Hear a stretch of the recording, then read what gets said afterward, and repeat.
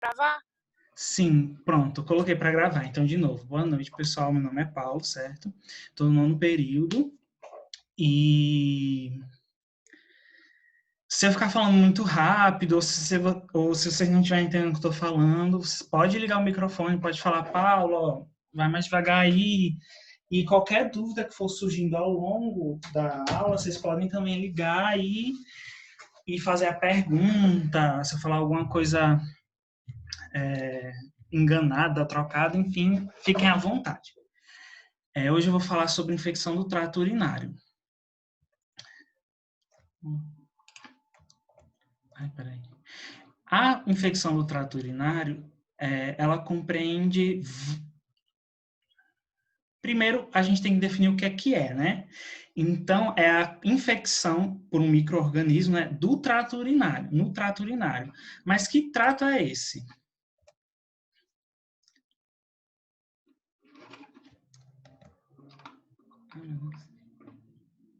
Pronto. Então, esse é o trato urinário, como a gente pode ver aqui. Tem uma porção abdominal, que é... Essa porção abdominal são os rins, né, e os ureteres. Aqui, ó, tô indicando. E também uma parte pélvica, que tá aqui, que seria a bexiga com a uretra. Esse daqui é o feminino, aqui é a uretra da mulher, aqui é o canal vaginal. E aqui é a bexiga e a uretra, no caso do homem, aqui é a próstata, tá? E aqui a gente pode ver, no exame de imagem, na urecistografia excretora, o líquido nesse trato. Então, a gente pode ver, ó, isso daqui é a urina. Aqui na pelve renal, nos ureteres, indo até a bexiga.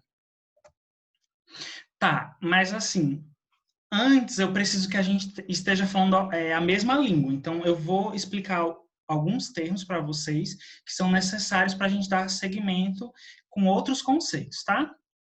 Então, a gente já sabe que é uma infecção, certo? Que é a colonização por um agente externo, né, no trato. E aí vamos ver os outros. Então, a gente tem bacteriúria assintomática, que é a presença de bactéria no trato na ausência de sintomas, ou seja, o paciente não tem sintoma nenhum, mas por um exame de rotina ele faz um EAS, um exame de urina, e acaba dando positivo nesse exame para bactérias. E aí a gente vai ver mais para, vou explicar mais na frente as implicações disso. Tem a itu recorrente, que é uma nova infecção pelo mesmo micro-organismo, ou seja, a pessoa teve uma infecção, foi tratada e um período de tempo depois voltou com essa infecção pelo mesmo micro-organismo, pela mesma bactéria. Outro conceito é itu por reinfecção. Então, você teve uma primeira infecção, tratou ela, aquele organismo não está mais no trato, não está na bexiga nem nos rins, só que aí é infectado por um outro micro-organismo, por uma outra bactéria. E também tem a itu relacionada à assistência de saúde, que aí vai acontecer mais no âmbito hospitalar, que é justamente por catéter e também por conta da internação, né? Então, toda infecção associada aos cuidados de saúde, adquirida num prazo maior de 48 horas. Tá. Não veio aqui, eu acho que teve um errinho, mas enfim. Como o Jonathan falou na aula passada, a itu é uma das principais consequências dela é a sepse, principalmente da pielonefrite, que a gente vai ver lá na frente. E a itu relacionada à assistência de saúde também entra nesse fator. Então, o paciente está internado, ele é cateterizado, ou mesmo pela própria internação e uma doença... pela própria internação, mesmo que ele não coloque catéter, às vezes pela condição que ele está, uma condição mais debilitada, ele também pode desenvolver a infecção. E aí essa infecção ela pode evoluir numa sepse. E também tem a definição de itu complicada, que seria a infecção do trato, mais como o próprio nome diz, né, uma complicação. Que complicação é essa? Pode ser uma obstrução urinária, bexiga neurogênica, nefropatia diabética, imunodepressão, insuficiência renal, enfim. Todas essas doenças que estão aí listadas, de alguma forma, elas têm algum mecanismo que tem algum nível de obstrução urinária, ou seja, retém mais urina na bexiga, por exemplo, e também de êxtase urinária, ou seja, aquela urina fica retida. E a gente vai ver mais na frente que essa obstrução urinária ou essa êxtase da urina propicia um quadro mais grave e mesmo propicia a infecção. Então, assim, foram vários conceitos, a gente vai discutindo melhor eles ao longo da apresentação, mas também a gente tem que entender que tem várias bactérias envolvidas. Então, primeiro, a infecção urinária, o micro-organismo é pelas bactérias, né? Não só pelas bactérias, enfim. E aí há um predomínio de grãos negativos, de enterobactérias, principalmente a E. coli, a Staphylococcus saprófico depois, né, e a Klebsiella. Isso são dados dos Estados Unidos. Mas os estudos brasileiros, a gente pode perceber, que eles também estão em concordância com os dados dos Estados Unidos. Então, o principal é a E. coli. Se vocês perceberem, a E. coli e essas outras gram-negativas, elas fazem parte da flora bacterial dos intestinos. Então, a infecção urinária se dá pelas gram-negativas, que justamente fazem parte da flora intestinal. Mais na frente eu vou explicar melhor. Não quer passar. Pronto. E aí a gente também tem que... Foram várias definições, de novo, e a gente tem que entender também que, assim, além disso tudo que eu falei, é importante a gente reconhecer que a infecção urinária, ela acomete praticamente todas as faixas etárias e todos os ciclos de vida. Então, na infância, vamos começar falando na infância. Ela é influenciada por dois fatores, na verdade. Pelo fator da idade. Então, aqui, eu estou diferenciando menores de 1 ano e maiores de 1 ano, e pelo sexo também, os meninos e as meninas. Então, até 1 ano de idade, há um predomínio de infecção urinária pelos meninos. E por que ocorre isso, Paulo? Ocorre isso por conta de anomalias estruturais na anatomia. Então, às vezes, o canal ureteral é um pouco mais fechado, uma estenose de uretra, ou tem ou a inserção dos ureteres na bexiga, que a gente viu na imagem da anatomia antes, é uma inserção mais lateralizada, que permite o refluxo, ou seja, o retorno da urina para o ureter. Então, esses e outros fatores levam os meninos, antes de 1 ano, terem mais de tudo que as meninas. Só que depois desse 1 ano, aí a epidemiologia muda. Quem é mais prevalente são as meninas. E isso está muito ligado também a a própria constituição anatômica da pelve feminina, quanto também em alguns hábitos de vida. Na infância é muito importante o hábito da higiene. Então, eu não sei se todo mundo já escutou, mas sabe aquela história de que quando o médico ensinar os pais a limpar direito a menina, quando ela faz xixi ou cocô? Então, o movimento correto é limpar de cima para baixo, ou seja, da vagina em direção ao ânus e nunca do ânus para a vagina. Porque quando você limpa do ânus para a vagina, você pode estar levando essas bactérias que eram da flora intestinal e que saem no cocô e ficam ali na pele, para a vagina, e elas vão estar podendo infeccionar levar uma ITU, né? Pronto, aí no adulto, ou seja, depois de um ano, o predomínio da infecção urinária é na mulher. Então, assim, os estudos mostram que cerca de 50% a 80% das mulheres terão pelo menos uma vez na vida a infecção urinária. Se a gente fosse fazer um exame de urina em várias mulheres, entre as jovens, até 50 anos, 60 anos, 5% delas dariam positivo para bacteriúria sintomática. E nas idosas, olha como esse número aumenta. Então, assim, é uma questão que chama atenção mesmo na epidemiologia, né? Que mulher e ITU, assim, andam juntas. A gente pode até dizer isso. Mas, claro, estou exagerando. E 20% a 30% das mulheres terá ITU recorrente, ou seja, elas vão tratar, vai melhorar, só que elas vão ter de novo pela mesma bactéria. E por que isso, Paulo? Então,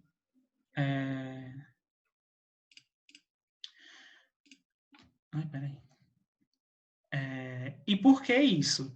Então, as mulheres, elas têm alguns fatores que favorecem a infecção urinária. Entre eles seriam a atividade sexual, o uso de diafragma e espermicida, histórico de ITU, tanto da mulher quanto da mãe, ou seja, uma mulher que já teve uma ITU, ou duas, ela é mais propensa a ter de novo a infecção.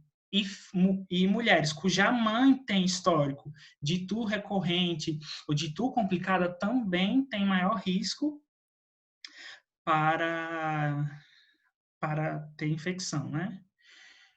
A diabetes também e a incontinência urinária também. Principalmente, a diabetes e a incontinência urinária são fatores de risco para todas as mulheres, mas principalmente na pós-menopausa. E a gestação também, vou falar mais na frente como que isso influencia. Aí vocês falam assim, nossa, Paulo, então quer dizer que o homem não tem ITU, né? Assim, tá livre e nunca vai ter na vida adulta. Então, na verdade, não. É bem mais difícil, e um dos motivos é por conta da secreção prostática. Então, a próstata, ela tá ali, está em volta da uretra. Assim que a uretra sai da bexiga, ela é circundada pela próstata, e a próstata libera algumas substâncias que impedem a colonização por bactérias. Isso seria um fator protetor, além do tamanho da uretra do homem, mas na frente eu mostro. E aí, como eu já tinha falado, quais são os fatores de risco para o homem ter essa ITU? Então, alguma anormalidade anatômica, como eu falei, um problema de inserção dos ureteres na bexiga, uma uretra estenosada, né, mas com um lumen mais curto, vamos dizer assim. E também por obstrução devido à hipertrofia prostática. Pode ser tanto a benigna quanto por câncer, tá? A próstata aumenta e impede, obstrui a saída da urina, essa urina fica mais retida na bexiga e lembra que eu falei que obstrução e êxtase da urina na bexiga leva à infecção? Então, outro fator, assim, uma curiosidade, é que a não circuncisão aumenta o risco de ITU e IST. Isso é uma coisa que nunca me desceu muito, mas assim, aqui é o procedimento, tá? Os estudos mostram que a E. coli, ela coloniza o prepúcio e depois de colonizar o prepúcio, ela adentra na uretra. Por isso que, assim, a circuncisão é um fator protetor tanto para ITU quanto para ISTs. Então, a gente pode afirmar que infecção urinária é algo comum na população feminina e praticamente todas terão ao menos uma infecção na vida. Não coloquei o nome da professora porque, né, vai que ela um dia vê isso e briga comigo depois. Mas, palavras de Osvani aí. Esse daqui veio no lugar errado. Acho que teve um probleminha no slide, mas desculpa, pessoal.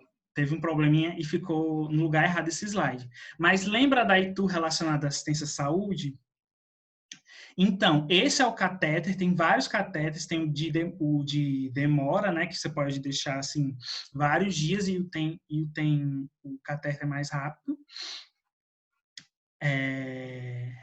Aqui é ilustrando, o catéter é introduzido e ele fica na bexiga. Então, é importante a gente falar que essa infecção ela corresponde a 35% a 45% de todas as infecções no hospital. Então, veja como é grande a porcentagem, né? E aí os estudos mostram que de 1.000 catéteres num dia feito, 3 a 7 vão gerar uma infecção no paciente. Mas, assim, é importante a gente lembrar que os estudos mostram que a quantidade de dias que o paciente passa com o catéter é proporcional às chances, aumentam as chances dele ter infecção. Então, ao final de 4 semanas, todos os pacientes com catéteres vão ter infecção urinária.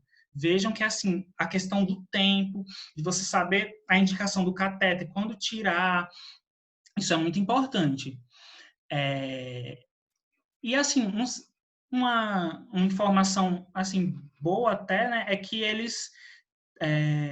a ITU por catéter, ela tem os mesmos agentes da ITU comunitária. Pronto. Aí agora a gente vai falar um pouquinho da fisiopatologia, certo? O primeiro de tudo que a gente tem que entender, assim, é que a gente tem que imaginar o trato urinário composto por uma coluna de água ininterrupta, ou seja, a bexiga aqui tem líquido, esse líquido está nos ureteres e vai até a pelve renal. Esse conceito é muito importante. Por quê? Porque as bactérias elas vão sair lá da pele ou do meio externo, vão ascender pela uretra ascendendo pela uretra, vão colonizar a bexiga, ou elas podem continuar ainda. Elas podem subir pelo ureter e colonizar e infectar o rins. Só que aí vocês perguntam, Paulo, então quer dizer que todo mundo vai ter infecção urinária, né? Porque é uma coluna de água, elas vão subir, não sei o quê. Não é bem assim, porque depende de alguns fatores.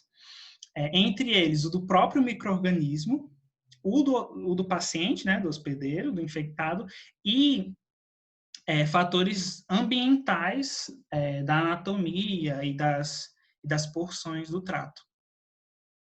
Então, primeiro, os fatores do micro-organismos. Então, algumas bactérias ela têm alguns antígenos na membrana dela, como o H ou K, que fazem com que elas passem despercebidas pelas defesas do corpo. Então, por exemplo, as bactérias que têm o antígeno K, elas não são fagocitadas pelos macrófagos. Os macrófagos passam por elas e não fagocitam. Outras têm as estratégias das adesinas. As adesinas é como se fossem esses cílios aqui, e elas aumentam a adesão da bactéria no trato, ou seja, facilita a colonização e a ascensão dela. Um exemplo das bactérias que têm as fímbrias P. Porque esse P é de um grupo sanguíneo, só um parênteses aqui, não existe só os grupos sanguíneos A, B, O e RH. Ou seja, você não é só A positivo ou A negativo. Tem outros tipos de tipagem sanguínea. Tem o K, o E e o P. Então, a gente não vê eles porque não são muito relevantes. Sim, aí as pessoas que são do tipo P do sangue, quando elas são... Peraí. As pessoas do tipo sanguíneo P, quando elas são infectadas por essas bactérias, as bactérias se ligam mais avidamente ao epitélio do trato urinário. Ou seja, é um fator que favorece a infecção.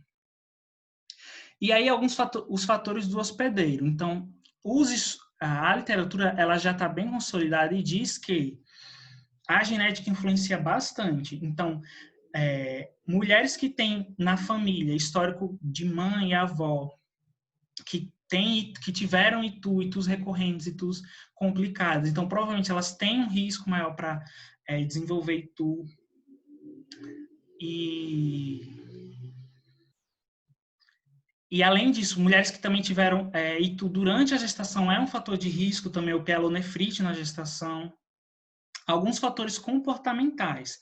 Lembra que eu falei da atividade sexual? Então, a atividade sexual, o que é que ela faz? Ela, por conta da movimentação, do ato sexual em si, as bactérias elas tendem a entrar pela uretra, tanto no homem quanto na mulher.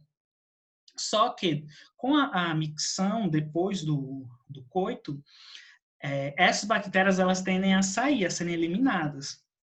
Mas, na mulher, não é bem assim. Por quê? Com o ato sexual tem o turbilhonamento. É esse turbilhonamento que faz com que as bactérias entrem na uretra e sigam pelo trato. Na mulher, por conta da uretra ser muito curta, acaba entrando muitas bactérias e elas conseguem se fixar, elas não saem. Então, há uma dose dependente em relação à atividade sexual, ou seja, quanto mais atividade sexual uma mulher faz, maiores são as chances dela de ter infecção urinária. Os estudos apontam que para uma vez na semana que a mulher faz atividade sexual, a chance é de 1,6% de se infectar. Se ela fizer 5 vezes na semana, aumenta 10 vezes esse valor, entendeu? Além disso, tem a questão da higiene, que eu comentei, na criança é importante a orientação do direcionamento, quando for limpar, né, de cima para baixo, mas tem também de não usar roupas muito apertadas, higienizar as roupas também, né, assim, lavar e passar, não vestir úmido, né? E algumas doenças, e sim, em relação à atividade sexual, nos fatores de risco eu tinha falado do diafragma com espermicida, né? Aqui está o diafragma, ele é um contraceptivo de barreira. Aqui está o exemplo da mulher colocando, né? O espermicida, nem todo diafragma tem espermicida. Você compra ele separado e coloca aqui o espermicida e depois coloca. O espermicida ele tem uma substância que é tóxica para a microflora vaginal.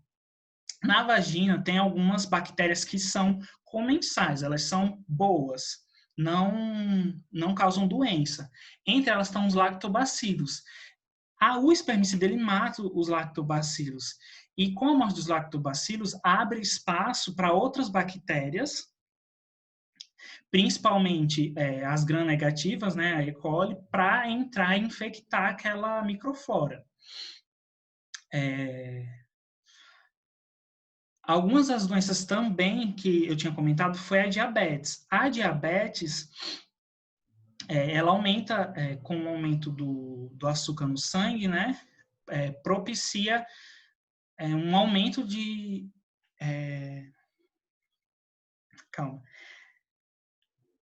O que é que a diabetes faz? Com o aumento, principalmente a não compensada, né? O paciente não adere ao tratamento, então aumenta os açúcares no canal vaginal, então o armazenamento em glicogênio, e isso propicia com que bactérias externas consigam se multiplicar e colonizar a vagina. E por último, tem os fatores ambientais.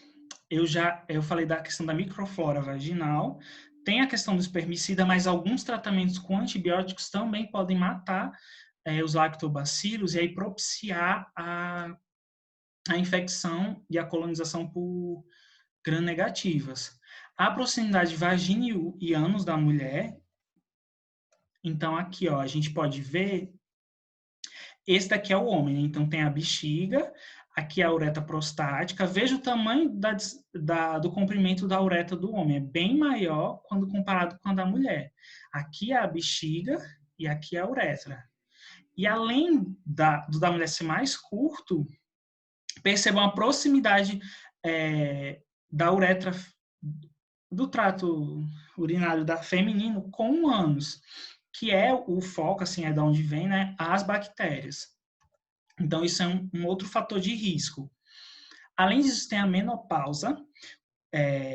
Quando a mulher é jovem, ela produz tanto estrogênio quanto progesterona. O estrogênio, o que é que ele faz no organismo da mulher? Ele estimula as células a as células do epitélio da camada do trato, né, se multiplicarem. E, além disso, ele também estimula a conversão, o armazenamento a produção de glicogênio nessas células, o que faz com que aumente os lactobacilos vivos. Então, o estrogênio também acaba estimulando os lactobacilos vivos a se multiplicarem e a colonizar os lactobacilos. Eu estou dizendo lactobacilos vivos, desculpa, gente. É lactobacilos. Então, eles estimulam os lactobacilos a colonizarem o canal vaginal. E isso é bom. Lembra que eu falei que os lactobacilos é uma flora comensal? Eles são bons para o canal vaginal?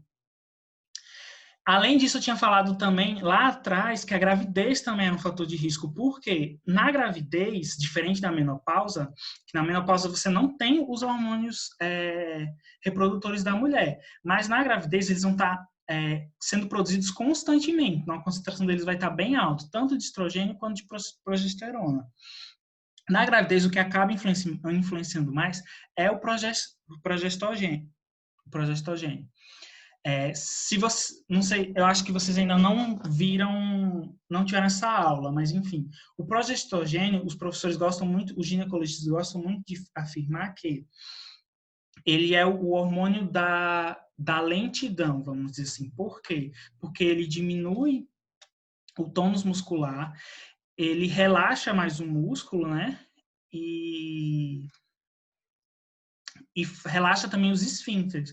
Ou seja, se o trato urinário na mulher está mais relaxado, vamos dizer assim, e tem mais êxtase de urina, a mulher fica mais urina ali retida, isso propicia a colonização de bactérias. Por isso que a gravidez é um fator de risco para a infecção urinária. Além disso, a gente tem o catéter e o cálculo. O catéter, eu já tinha falado, mas é porque ele é uma porta de entrada, né? Ele é um caminho para a bactéria entrar. E tanto o catéter quanto o cálculo eles são uma superfície neutra, onde a bactéria acha para a bactéria, essa superfície neutra é uma oportunidade, porque ela vai lá e forma um biofilme e coloniza e infecta.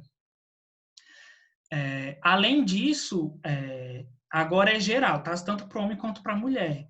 Qualquer alteração na micção, retenção de urina, ou mesmo incontinência, ou qualquer alteração ou doença que promova um refluxo dessa urina, um volume residual, vai fazer com que a pessoa tenha mais propensão a ter infecção.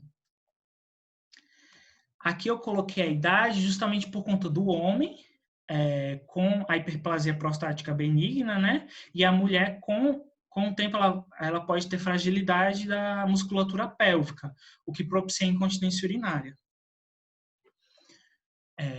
Certo. Até agora, da fisiopatologia, eu estava falando para vocês de como o vírus ele entra e sobe pelo trato, certo? Isso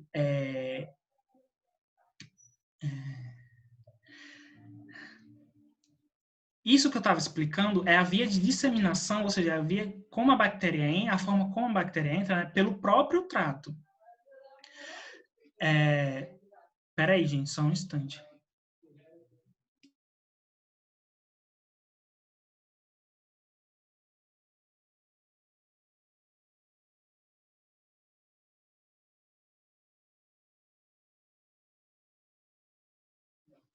Pronto. Então, até agora eu estava falando para vocês a via de infecção, né, como a bactéria entra e infecta pelo trato urinário, mas há outras formas. Há pelo sangue, essa é mais, e pela via linfática. Há pelo sangue é mais raro, essas duas formas, na verdade, são mais raras. Há pelo sangue é mais comum pela tuberculose, então o paciente já tem que ter um quadro mais debilitado e uma infecção mais grave pela tuberculose, no caso seria uma tuberculose extrapulmonar, né? Mas também pode ser por cândida. E a forma linfática, ela ocorre por uma infecção também, sim, e esses dois eles estão ligados com a virulência da bactéria. Então, não sei se vocês lembram da semana passada da definição de virulência. Então, é a capacidade da bactéria de se multiplicar e se disseminar pelo corpo e infectar. Então, quanto mais virulenta, mais chances ela tem de infectar os rins, de ter uma infecção urinária, por essas duas vias. A via linfática ocorre quando é uma infecção disseminada no organismo, ou então nas vísceras, esse daqui é o abdômen, tá? Aqui as vísceras foram retiradas. Esses verdes é a via linfática. Então, a via linfática das vísceras, dos intestinos grosso e delgado, se tiver uma infecção grande, ela pode passar pela via linfática para os rins. E aí, vamos falar agora de diagnóstico. É importante deixar claro que vocês já estão vendo aí que tem alguns exames para serem pedidos, né? Só que ITU é feita com diagnóstico clínico. Ou seja, você tem que perguntar o que o paciente está sentindo, se ele está sentindo dor, se ele teve febre. Você tem que perguntar os hábitos de higiene dele, os hábitos comportamentais dele, se ele tem um comportamento de risco, o que seria um comportamento de risco. Então, múltiplos parceiros sexuais, uma vida sexual intensa, e sem uso de camisinha, né? E tem que perguntar se faz uso de diafragma com espermicida. Tem que perguntar também se ele tem, principalmente a mulher, se tem histórico na família, se já teve outras vezes. Então, assim, são perguntas importantes para a gente fechar o diagnóstico. Tá, e aí entre os exames a gente tem a fita reagente, é um exame qualitativo, tá? Ele não vai dizer número nem quantidade, mas a pessoa que estiver no laboratório vai tirar essa caixinha e vai introduzir a fita no exame de urina. Aí na própria caixinha tem as cores dizendo o que é, e conforme vai aparecendo aqui, ele vai comparando e vai vendo se deu positivo ou negativo. Além disso, tem o exame de urina, né, que é o famoso EAS, que é o do potinho, né? Faz urina no potinho, e aí manda para o laboratório e vai vir uma análise tanto qualitativa, então da cor, se está amarelo, amarelo claro, amarelo escuro, aspecto turvo, límpido, e também vai vir uma análise quantitativa, densidade, então e tudo com valor de referência. Então, se tem corpos cetônicos, se tem glicose, bilirrubina, nitritos, se tem leucócitos, porque não dá para ver, mas ele também aparece se tem bactérias. E o padrão ouro para o diagnóstico é a cultura de urina. Então, junto com essa urina aqui, o paciente vai colher o exame, e aí com a amostra que ele colheu de urina, ele pode fazer os dois. E aqui, eles retiram uma parte da urina, né, e espalham na placa de Petri, e o resultado da cultura de urina, ela demora um pouco, tá? Pelo menos acima de 24 horas, ou seja, o resultado só sai um dia depois. E como a gente está falando de exame, na criança, o padrão ouro é a cultura de urina, só que é a cultura de urina feita pela punção suprapúbica. Então, assim, tem as suas particularidades. E aí, vamos falar de exame de urina, porque é importante a gente levar isso para o paciente depois, essas orientações. Então, quando for fazer o exame de urina, o paciente tem que higienizar as mãos, no caso dos homens, expor a glande, fazer a higienização local com água, né, enxugar, e aí ele despreza o primeiro jato, sem interromper a micção, ele continua urinando, só que agora no potinho, e o último jato, ele despreza também, vai no vaso sanitário. Aí ele fecha e envia para o laboratório. A mulher é a mesma coisa, gente. Ela lava as mãos, afasta os grandes lábios, né, e faz a higienização da área. E aí, igual o homem, ela começa a urinar no vaso sanitário, despreza, né, esse primeiro jato, e aí, sem interromper, ela continua urinando no potinho, despreza o último e manda para o laboratório.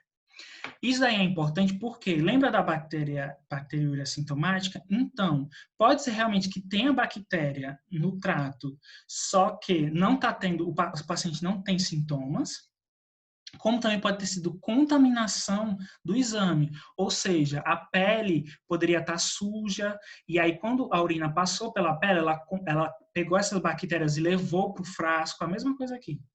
Por isso que tem que seguir essas recomendações, certo? E aí vamos para os critérios diagnósticos. Então, para mulheres com fatores predisponentes, o que seria isso? Então, aquela mulher que já teve um EITU, aquela mulher que tem vida sexual ativa, aquela mulher que tem histórico na família de ITU, ou menopausada, grávida. Então, se ela tiver algum fator que já favorece, então, você não, se ela chegar no seu consultório só com os sintomas, você não precisa pedir nenhum exame, você já trata empiricamente. A gente vai ver mais na frente o tratamento. Agora, se for uma mulher, primeira vez, mais jovem, não tem nenhum, cuida da higiene, segue as recomendações corretas de higiene, aí você vai pedir o EAS, né, o sumário de urina, você vai pedir o EAS, e aí se dá uma contagem maior do que 10,10 elevado a 2 unidades formadores de colônia por ml com piúria, aí você já pode, um assistente você já pode tratar.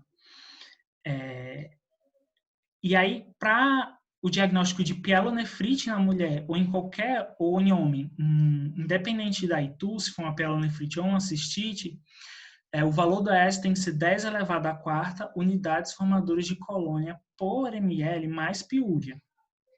Piúria, sim, é isso daqui, é 10 leucócitos por campo, no EAS. E aí, para mulheres com ITU complicada, esse valor é 10 elevado a 5 com ou sem piúria. Certo.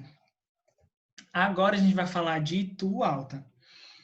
Lembra que eu falei que era bom a gente relembrar Lembra que eu mostrei um pouquinho da anatomia? Então, a gente vai falar da infecção nos rins, que estão lá na parte do abdômen. Estão lá no abdômen. Então, a pielonefrite, quais são os sintomas dela, né? Então, a pielonefrite, ela tem uma tríade, que é febre, dor lombar e calafrios.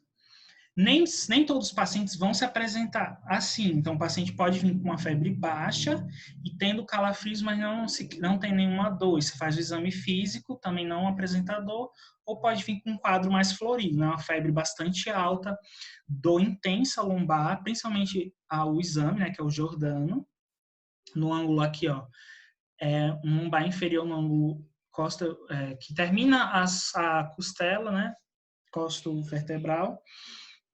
E tendo calafrios, além disso, ele pode ter vômitos e uma prostração muito intensa. Então, aquele paciente que está vomitando muito, está muito mole, está muito apático.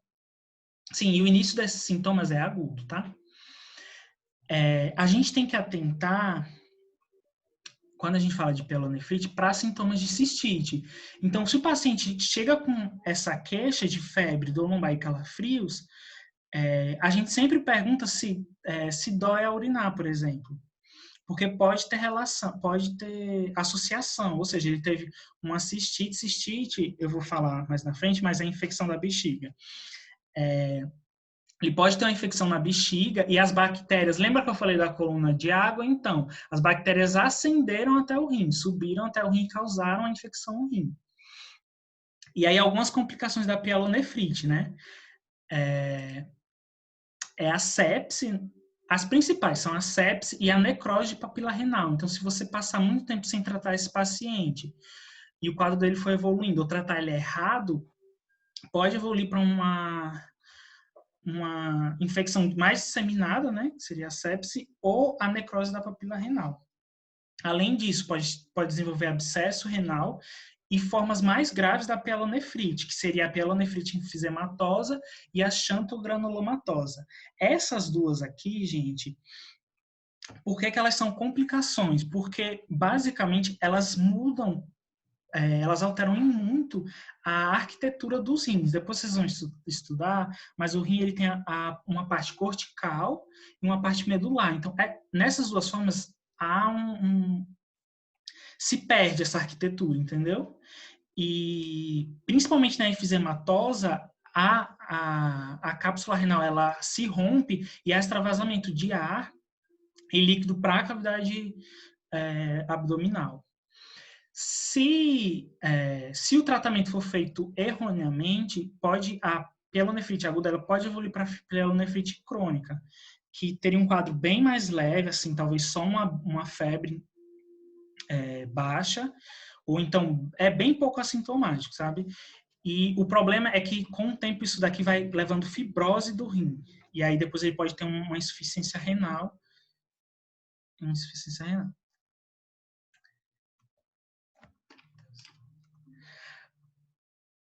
Certo. E aí, para o tratamento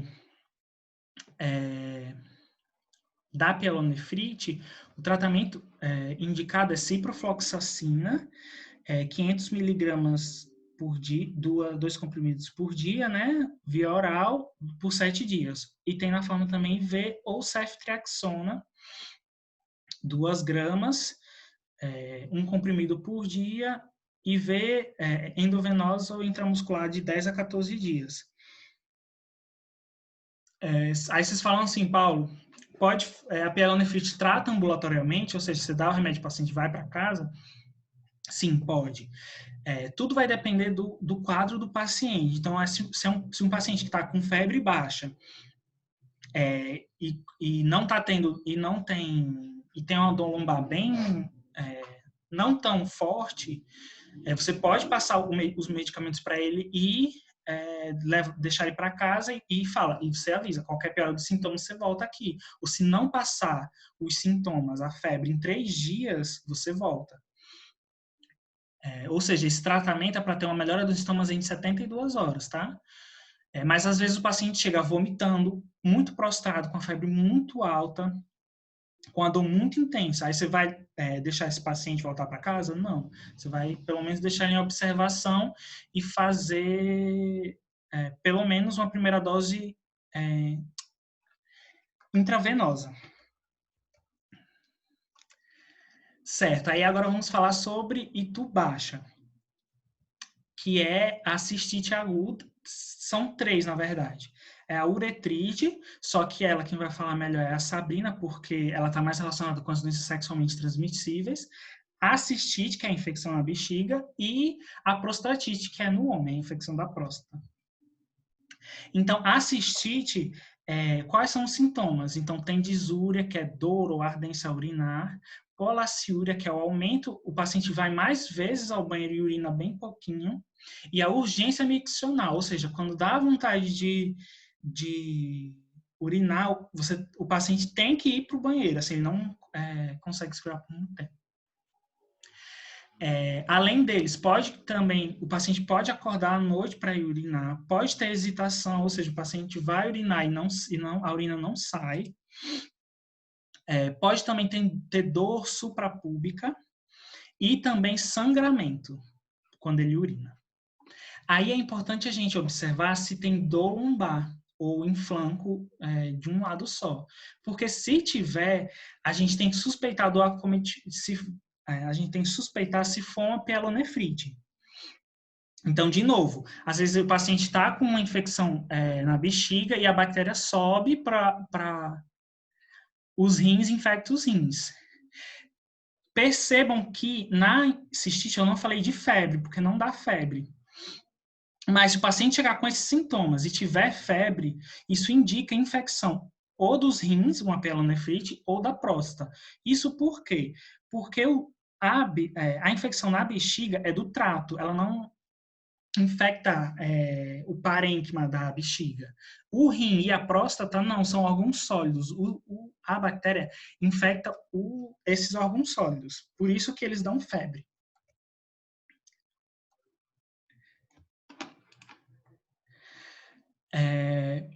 Certo. E aí o tratamento, né? Para a cistite aguda.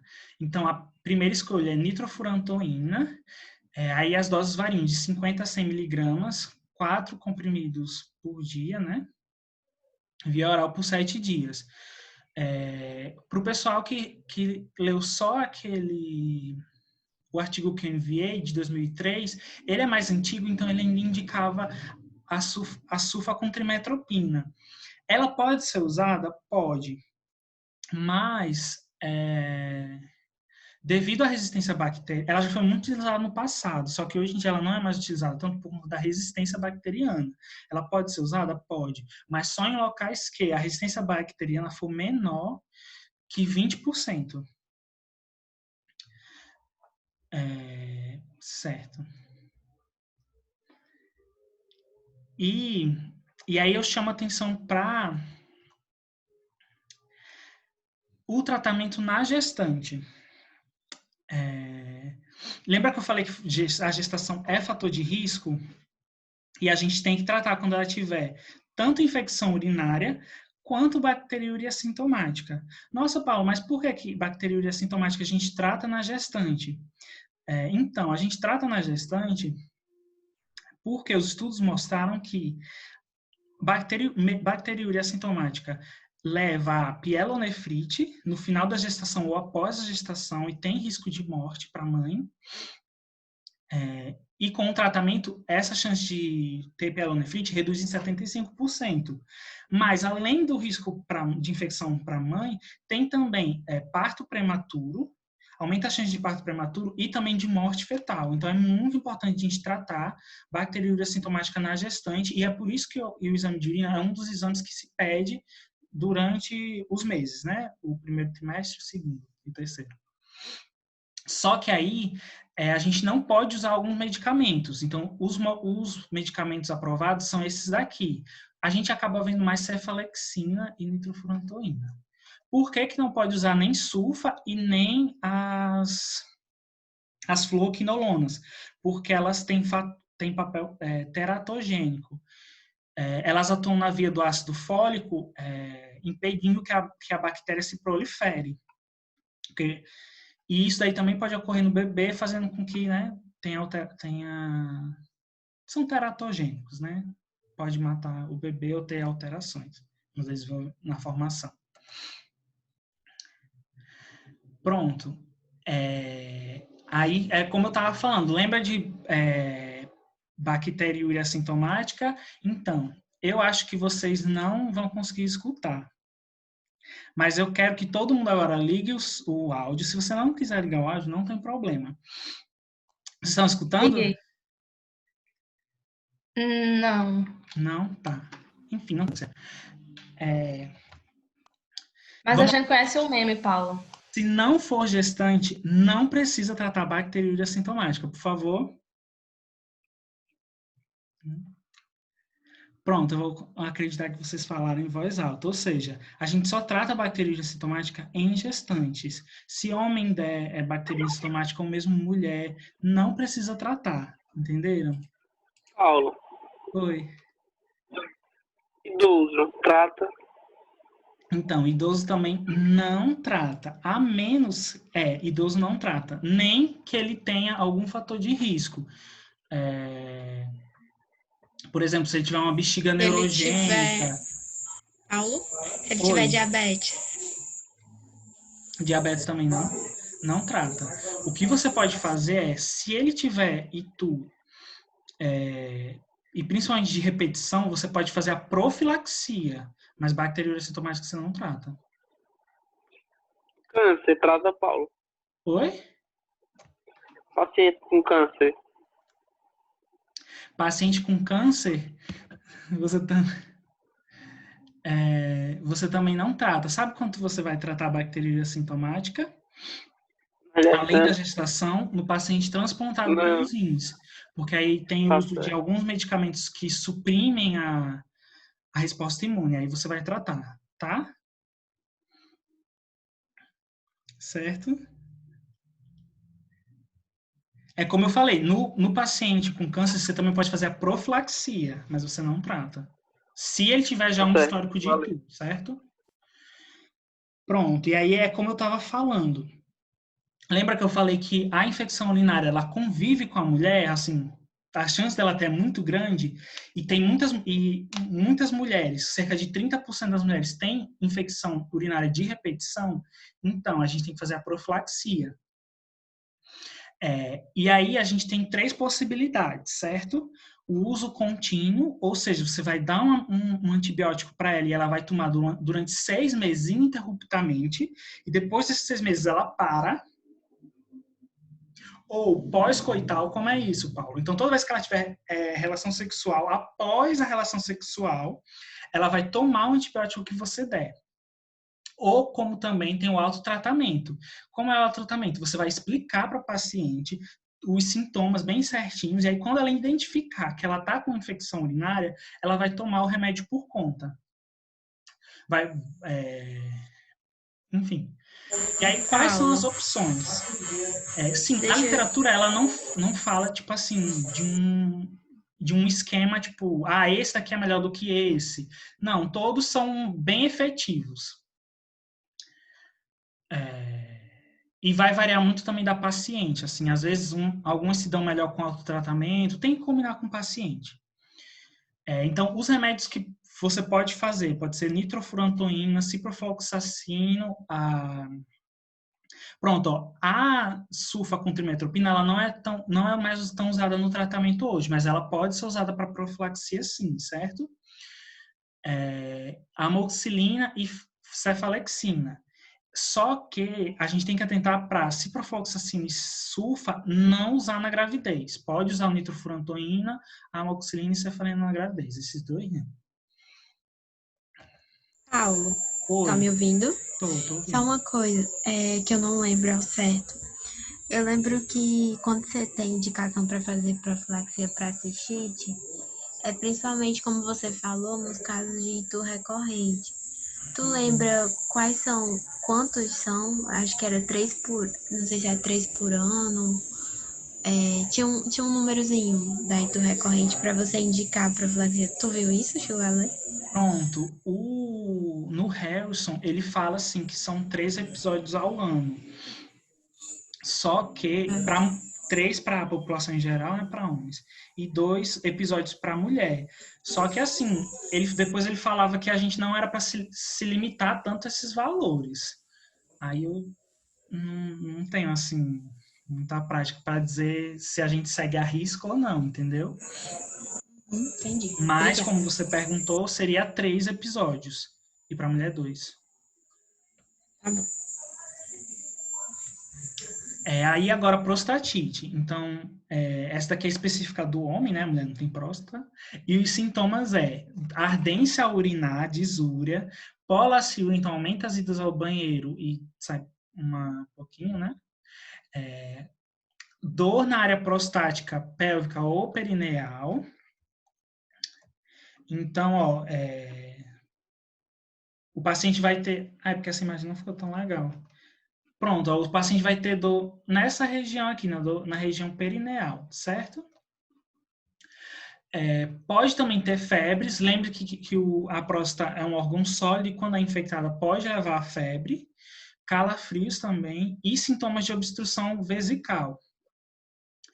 Ou seja, pode simular uma hiperplasia. O paciente vai urinar e não consegue. Não sai a urina porque está obstruído. A gente tem que atentar para o seguinte: às vezes a prostatite é confundida com a infecção urinária, porque tem sintomas bastante parecidos, né? Tirando a febre e a dor pélvica, e às vezes é tratado da forma errada. Isso pode levar a uma forma crônica, que vai ser bem oligossintomática, vai ter poucos sintomas, talvez não vai ter nem febre, nem ardência, é bem pouco sintomática. Só que o que é que pode causar? O paciente pode ficar com essa prostatite crônica e ficar tendo infecção recorrente de bexiga. Ó. Se a gente ver aqui, essa é a próstata, aqui é a uretra prostática e aqui já é a bexiga. Então, se aqui tem uma infecção crônica, a bactéria, para sair daqui e vir para cá, é literalmente um pulo, assim. Então, se não tratar direito a prostatite, vira crônica e ele fica tendo ito de repetição. Pode ter outras... Sim, e além disso, pode também disseminar, tá? Pode ter uma uma disseminação dessa infecção. O exame... Alguém vai falar alguma coisa? Alguém fez alguma pergunta? Eu não escutei. Tá. Gente, tem alguém falando? Foi, Pepezinha. Tá, enfim. Gente, tem alguém com o áudio aberto.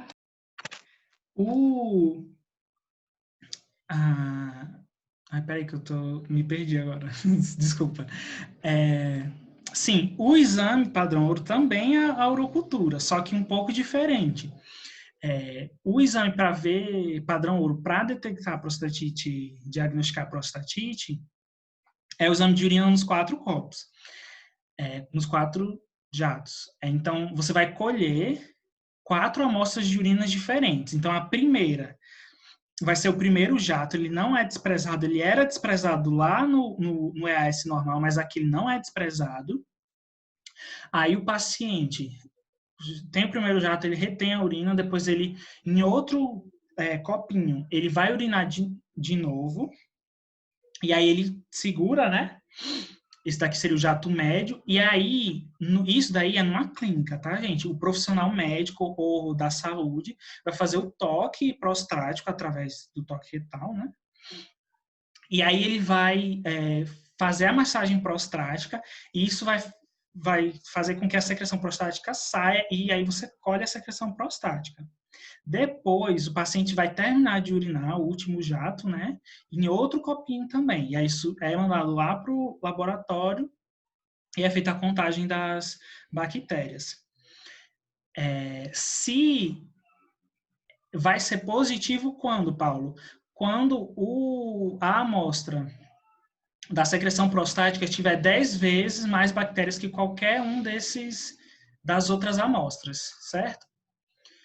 Se aqui, por exemplo, tiver números fictícios, tá? 100, e aqui tiver 1000, pronto, é prostatite, positivo.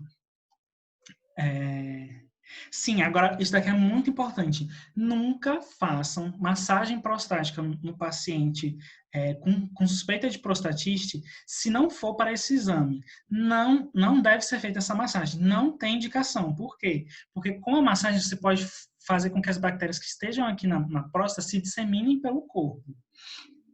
Ou seja, né, pode levar a sepsis, pode levar a uma complicação do quadro. Então, não façam isso. O tratamento é com ciprofloxacino 500 miligramas 2 vezes ao dia por no mínimo 14 dias. Esse tratamento é bem mais longo, assim. E pode ser ofloxacino também. Pronto, aí até agora tudo bem? Alguma dúvida que tenha ficado? Paulo, eu não entendi nada do que você falou, explica de novo aquela parte. Não, Paulo, eu achei legal até agora. Pronto. Tá de boas, Paulo, tá muito bom. Aí, era isso que eu tinha para falar, e agora a gente vai para as questões, certo? Então, vou ler aqui, ó. Por favor, liguem o áudio e respondam, tá? Sobre infecção urinária, assinale a alternativa correta. A. As crianças do sexo feminino têm maior chance de serem acometidas por tal enfermidade nos primeiros 3 meses de vida. Letra B. As alterações hormonais presentes no climatério não contribuem para o aumento na incidência de infecção urinária. Ou letra C, a partir dos 60 anos, devido ao aumento da ocorrência dos problemas prostáticos obstrutivos, o homem passa a ter maior incidência de infecção urinária. Ou D, na infância, as alterações anatômicas com refluxo vesículo-ureteral e válvula de uretra posterior não aumentam a incidência de infecção urinária. Ou letra E, a atividade sexual e o uso de espermicida não contribuem para o aumento de infecção urinária. Vai aí, digam aí. C. C de casa. C, pronto. Várias pessoas respondendo, é isso mesmo, gente. A letra C, tá certo. Lembra que eu havia comentado? Nos adultos de 1 a 50 anos, é a mulher que tem mais chance de ter ITU. Só que depois dos 50 anos, principalmente depois dos 60, né? O homem também tem maior risco por conta da hiperplasia prostática, seja benigna ou maligna, por câncer ou por aumento normal. Aí a próxima. São fatores de risco para infecção de trato urinário em mulheres, exceto A, atividade sexual, B, diabetes mellitus, C, gestação, D, uso de sondas vesicais ou E, terapia hormonal. Qual é a resposta? Terapia hormonal. Pronto. É. Olha, eu tô sendo muito rápido, né? Mas, desculpa, mas o pessoal já respondeu certo, é mesmo, gente. Por quê? Tudo isso eu já tinha comentado que é um fator de risco, né? O uso de sonda vesical nem se fala. A terapia hormonal, é importante a gente deixar claro uma coisa, pessoal. Ela tem as suas indicações para mulher na menopausa, tem sim. Só que, sim, e a terapia hormonal, ela tem o contrário, ela tem um efeito contrário que tem nessa questão. Ou seja, ela não é um fator de risco, ela é um fator protetor. Por quê? Quando você repõe estrogênio, isso prolifera faz a proliferação do epitélio vaginal. Isso é um fator protetor, tem a produção de muco e fatores de defesa, e também estimula a colonização por lactobacilos. Só que a terapia hormonal não tem indicação para ITU em específico, entendeu? Se a mulher tiver ITU recorrente, não é indicação para ela tratar com terapia hormonal. Aí tem outros tratamentos que podem ser feitos na mulher menopausada para ela não ter ITU recorrente, ou ITU mesmo. Mas a terapia hormonal não é indicação, ITU recorrente. Tá, aí a próxima. Paciente feminina, 18 anos, com disúria, ardência do urinar, né, polaciúria e urgência miccional há 3 dias, nega febre. Qual a hipótese diagnóstica e o manejo correto? Digam aí. Eu vou ler. A. Cistite não complicada, solicitar urocultura. Iniciar sulfametaxazol e trimetopina. B. Cistite não complicada, solicitar urocultura e iniciar oxacilina. C. Eita. Peraí que eu saí aqui. Pronto. Cistite complicada, solicitar urocultura e aguardar os resultados para iniciar antibióticos. D. Cistite não complicada, solicitar exame comum de urina, urocultura e iniciar ciprofloxacina. Ou E. Cistite não complicada, iniciar nitrofurantoína. Então, é isso mesmo que... Eita, meu Deus. É isso que... Pronto, todo mundo acertou. Lembra que eu falei? Mulher em idade fértil, com queixa bem evidente de que é uma infecção urinária, você não precisa de exame, você já trata empiricamente. Pronto, aí aqui, ó. A bacteriúria sintomática consiste na ausência de sintomas clínicos por parte do paciente com presença de mais de 10 elevado a 3 unidades formadoras de colônia para um determinado micro-organismo, em 2 ou mais amostras coletadas do jato médio. Considerando-se que os pacientes abaixo apresentam bacteriúria em 2 amostras consecutivas, sem sintomas clínicos e exames de ultrassonografia de rins e vias urinárias sem alterações, qual deles requer tratamento antimicrobiano? A. Pessoa com HIV. B. Portador de transplante renal. C. Pessoa com bexiga neurogênica. Vale, eu não estou conseguindo ler a D. Aparece de novo. D. Portador de lúpus eritematoso sistêmico. Para fechar. B. Isso, porque é como eu falei. Vamos analisar as outras primeiro. Lúpus eritematoso sistêmico, que é a D aqui que não dá para ver, não tem nada a ver isso daqui não, tá? Bexiga urogênica é um fator de risco para ITU complicada? Mas não significa que uma pessoa com bexiga urogênica e com bacteriúria assintomática, aqui, ó, sem sintomas clínicos, tem que ser tratada, não. Pessoa com HIV, também nada a ver. O remédio que ela toma é antiviral, não é imunossupressor, não. Tem uns imunossupressores, mas enfim. Mas aí, por que é o transplante renal? Porque ele vai tomar imunossupressor e, além disso, tem estudos que mostram que o rim transplantado, às vezes, carrega a bactéria para o receptor, entendeu? Por isso que tem que fazer esse exame. E também, os estudos mostram que com a bacteriúria sintomática, pode desenvolver depois uma infecção e aumentar a chance de rejeição. Eu acho que essa é a última. Num plantão de sábado à noite, o residente de clínica médica do primeiro ano admite um paciente de uma casa de repouso para idosos devido a um diagnóstico de sepse, conforme escrito em relatório de transferência, e inicia levofloxacino. O paciente tem 72 anos e apresenta história de uropatia obstrutiva devido a um câncer de próstata, o qual necessitou a implantação de um catéter de nefrostomia há alguns meses. O paciente não tem história de febre e apresenta leucograma normal. O sumário de urina evidencia 25 leucócitos por campo. Um mês antes da admissão, só um detalhe. O sumário de urina normal ele não tem leucócitos, tá? Um mês antes da admissão, ou então tem um valor abaixo de 10 leucócitos por campo. No caso dele, está acima de 10 leucócitos por campo. Um mês antes da admissão, o sumário de urina apresentava o mesmo número de leucócitos, ou seja, um mês anterior, antes da internação, ele tinha o mesmo número de leucócitos, 25. Dentre as alternativas abaixo, qual a sua conduta? Trocar imediatamente levofloxacino por ciprofloxacino, continuar levofloxacino e aguardar o resultado da urocultura para a troca de antibiótico, ou C, solicitar ultrassonografia de rins e vias urinárias, D, solicitar consulta ao infectologista, ou E, suspender antibiografia. Antibiótico terapia, falei errado. E aí, galera? Alguém arrisca? Chuta? Mais alguém? Eu acho também é de B porque ninguém para, né? O uso de antibiótico para guardar o resultado do exame. Tá. Parar para voltar é pior, não? Dou-lhe 1, dou-lhe 3, a resposta. Cadê a resposta? Pronto, é suspender a antibiótico terapia. Essa eu coloquei proposital de Morto, pegadinha e eu falei mesmo. tudo errado aqui.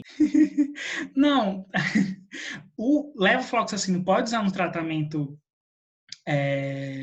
de sepse? Pode, mas prestem atenção aqui, ó. Ele estava num plantão, admite com um diagnóstico de sepse. O idoso tem 72 anos e tem um catéter na uretra dele, certo? O paciente não tem história de febre e apresenta leucograma normal, ou seja, ele não tem sintomas. Vocês entenderam? Ele não tem sintomas, ele não tem febre e não tem alteração no leucograma, ou seja, ele não tem uma infecção disseminada. E o sumário de urina evidencia 25 leucócitos por campo. Por quê? Isso é uma alteração mesmo. Por quê? Alguém sabe? Alguém quer falar? Alguém chuta? Porque ele tem nefrostomia, né? Tem um catéter no rim dele. Então, assim, ele tem alguma... Ele tem uma exposição dessa área. Eu penso assim, tipo, essa questão, a resposta é muito assim, tipo, na vida real, sinceramente, eu não sei se eu suspenderia, porque a questão do idoso ter menos sintomas também, é um paciente que tem histórico de câncer, eu não sei. Mas assim, eu entendi, amigo. Depois quando eu mandar slide, eu mando com um comentário. Mas sim, você está certíssima. O catéter, gente, é um fator de risco para ITU, mas também para colonização de bactérias, né? Uma porta de entrada. Então, ele ter esse leucócito já é esperado, né? E no comentário ele falava que o amigo do plantão aqui, ele teve um pouco falta de ética, porque às vezes o paciente da casa de repouso, ele vem mesmo para o hospital querendo se internar, para sair da casa de repouso, enfim.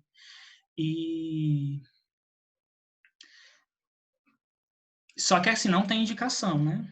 Porque ele não tem febre, não tem foco infeccioso. Enfim, era isso, essas são as minhas referências, e foi isso.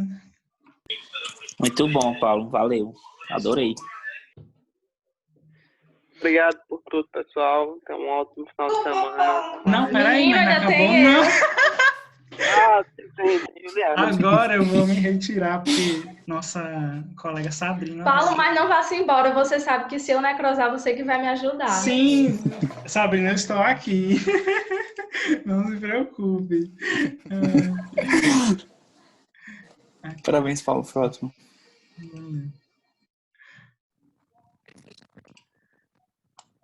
Eu vou começar a apresentar aqui, peraí. Ai, não, Paulo, você tem que parar de apresentar para eu poder apresentar. Eu já parei, deu certo?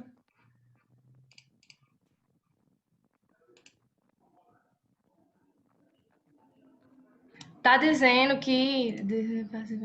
Sim, tá dizendo que você desabilitou o compartilhamento de um convidado, então você tem que habilitar. Foi mal. Veja aí se você consegue. Pronto, agora vai. Pronto.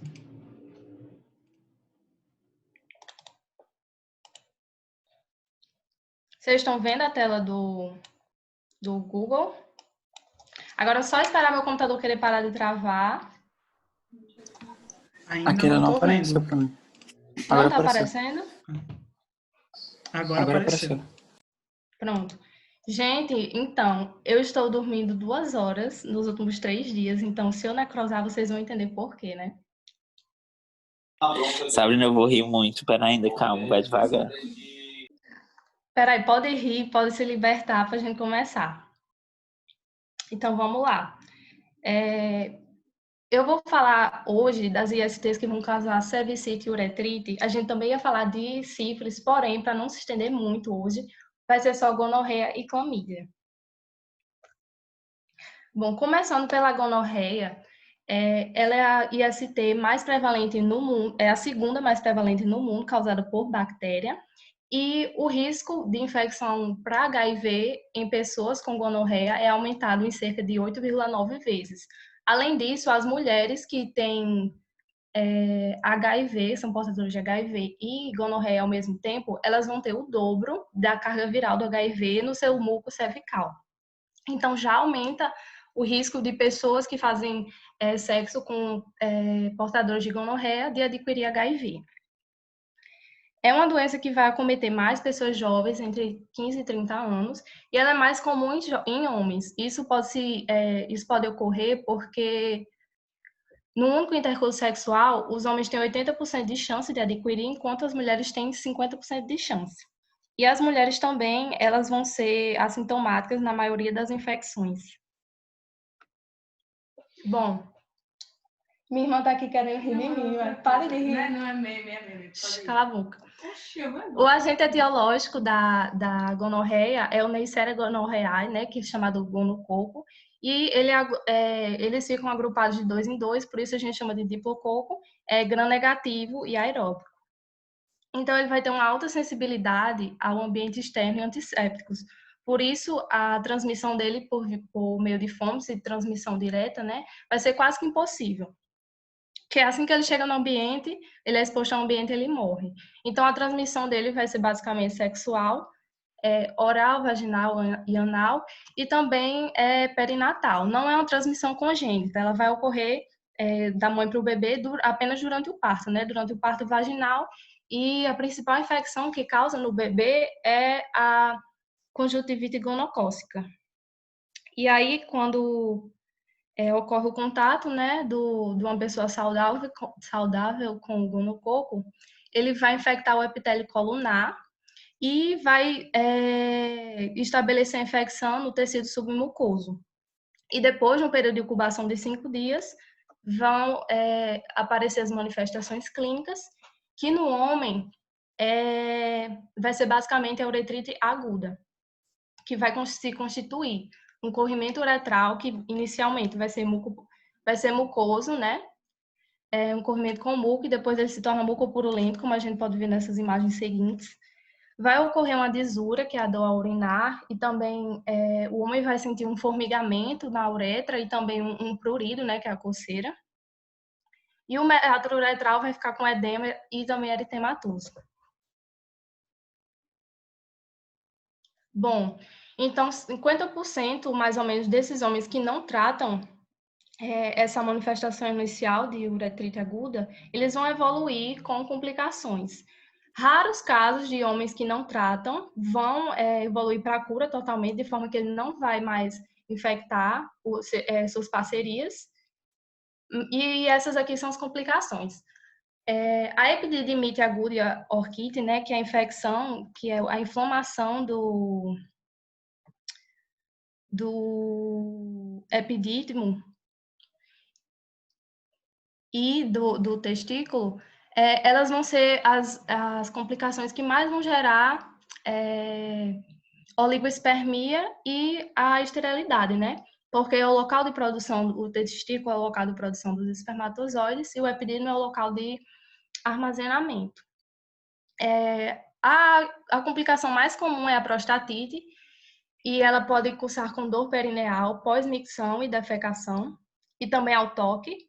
E a gente vai ter a infecção das glândulas, né? No caso, a glândula de Cooper, que ela vai ficar abaixo da próstata. E aí, ela é a glândula responsável por liberar aquele fluido que vai diminuir a acidez da uretra, né? Para preparar para a ejaculação. E a litrite, que vai ser a infecção das glândulas de Litré, que vão ficar ao longo da uretra esponjosa. E a tinosite, que são aquelas a inflamação daquelas glândulas que estão situadas na coroa da glande do pênis. Bom, na mulher também pode ocorrer a uretrite aguda, mas é mais comum que ocorra cervicite. Na uretrite, a gente vai ter uma urgência urinária, a disúria e também uma secreção amarelada. Aqui a gente pode ver essa secreção saindo da uretra. E, como eu disse, a manifestação clínica mais comum é a cervicite, que vai ter um corrimento vaginal, um sangramento intermenstrual, que pode ocorrer pela inflamação do endométrio, né? Isso vai gerar aqueles sangramentos de escape, a dispareunia, a disúria e também, durante o exame físico, pode ser observada a hiperemia do colo do útero. E aí, na mulher, a gente vai ter tantas complicações como no homem, mas aqui, por enquanto, eu vou falar da bartolite e da esquinite, porque são glândulas mais externas, né? No caso, a bartolite são glândulas que vão ficar na parede da vagina, e elas são responsáveis por secretar o líquido que vai lubrificar a vagina, e quando ocorre uma inflamação, ela vai criar um edema, né? Vai criar um abscesso, na verdade, e aí é necessário até uma drenagem. No caso da esquinite, que são as glândulas de Skinner que vão ficar ao lado da uretra, elas estão relacionadas com a ejaculação feminina e pronto. Aí, como eu disse, eu só vou falar dessas duas por enquanto, porque quando a gente tem uma infecção acima do orifício interno do útero, a gente vai chamar de DIP. E eu vou falar de DIP para vocês mais para frente, que é a doença inflamatória pélvica, né? Que pode acometer o endométrio, o miométrio, as tubas e os ovários. E também fazer uma infecção extrapélvica, comprometendo o peritônio e também a cápsula do fígado. Na gonorreia, a gente também vai ter outras manifestações clínicas, né? Que vão decorrer da disseminação sêmica da gonorreia, que é quando o gonococo ele vai atingir os vasos sanguíneos. E aí isso vai ocorrer em cerca de 0,5 a 3% das pessoas que vão se infectar com o gonococo. E dessas pessoas que têm a disseminação pela corrente sanguínea, de 50% a 75% vão manifestar dermatite, né, que é a ocorrência de pústulas. A artrite, 90% das pessoas vão adquirir. E também pode ocorrer a meningite e a endocardite. Bom, para o diagnóstico, além da história clínica, né, da anamnese, o paciente vai referir um comportamento sexual promíscuo, então o parceiro pode referir a uretrite ou então a cervicite, e o diagnóstico de preferência a gente vai usar um método de biologia molecular, que pode ser a PCR, né?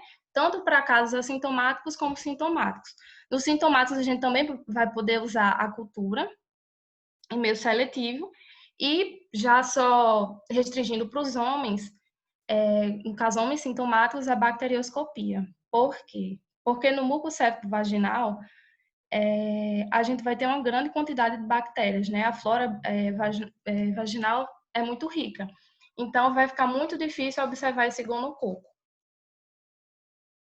Bom, para o tratamento, a gente vai ter que o esquema recomendado é o ciprofloxacino, de 500 mg via oral ou ceftriaxona.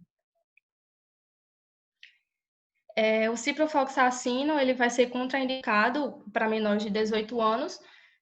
Paulo tinha falado sobre essas quinolonas, que elas são contraindicadas para as grávidas, mas você sabe dizer por que elas são contraindicadas para menores de 18 anos? Pode ligar aí o microfone para falar.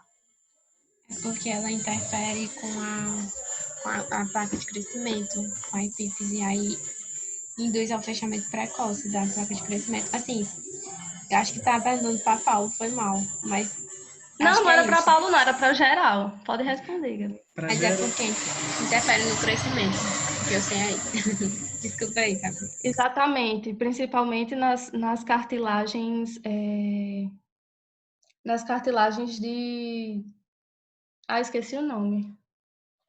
Enfim, é o bug da falta de sono. Da epífise, né? É. Bom, e agora a gente vai falar um pouco sobre a clamídia. Por favor, leia um meme.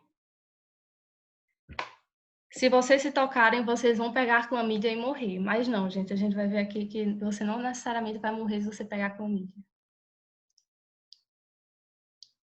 Bom, na epidemiologia, a gente tem que a IST é a IST mais prevalente no mundo, a IST bacteriana, e ela também vai ocorrer mais em jovens, assim como na gonorreia.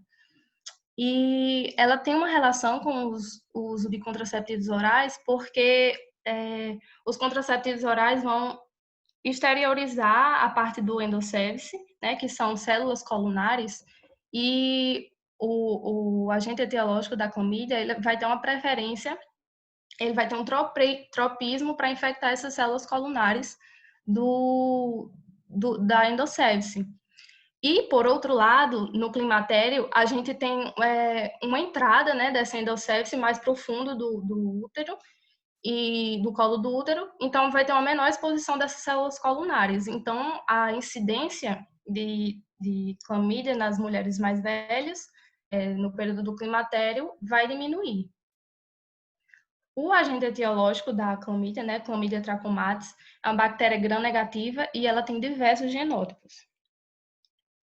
Do genótipo A ao C, a gente vai ter o tracoma, eles vão causar o tracoma, né, que é a causa de cegueira mais comum e é basicamente uma infecção da conjuntiva. A transmissão do tracoma não é de maneira sexual, a transmissão é por contato direto, né, por meio de fontes também pode ocorrer, e também existem os genótipos que vão causar o linfogranuloma venéreo, que são os genótipos L. E o linfogranuloma venéreo